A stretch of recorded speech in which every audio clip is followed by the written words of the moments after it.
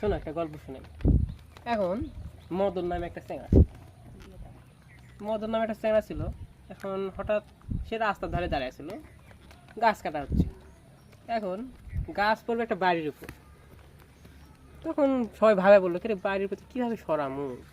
তখন একটা লোক আসলো, মুরব্বী মানুষ এসে করছে, হে পাগলা সওয়াল, দড়ি বান্ধা এদিকে টান দেও, তাহলে নামে আসবি না এদিকে। এখন যেই করা সেই কাজ, দড়ি বাঁধা টান দিল, গাছ বাড়ির উপরে না পড়ে সাইডে পড়ে গেল। এখন মদন অনেক দিন পর শোনাচ্ছে গ্যাঞ্জাম, কিসের গ্যাঞ্জাম। তখন একটা চ্যাংড়া বলে গাছে উঠেছে। তারপর কিসের গাছে জানেন?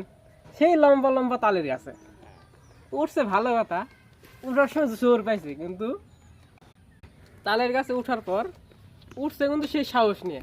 নিচে যখনই তাকাইছে তখনই ওর হাওয়া টাইট, পাঞ্চার। কি করব, নামতে আর পারে না। ওই গাছের উপর দিয়ে ছিলেনছে, ও মারো, ও বাবা গো মোরে বাঁচাও।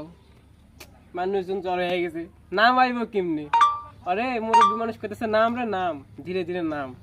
ও কাছে না, আমি পারুম না, নামতে পারুম না। তখন মদন বুদ্ধি খাটাইলো কি, ওই তো সেদিন গাছ ফালাইলো এমনি, তাহলে বুদ্ধিটা খাটাই। এখন করলো কি, লোকজনের কইলো দড়ি বান্ধু, বাইন্দা দড়িটার কাছে দাও। দিব কেমনে? এখন দিব কেমনে? এখন মদন রেখে মানছে, কে রে দড়ি নিতে পারবি? দড়ি নিতে পারবো।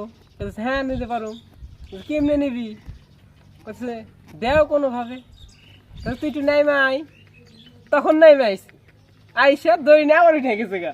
তাহলে কি বোকার বোকা। তখন এবার নামো কেমনে? দড়ি মাথায় বান।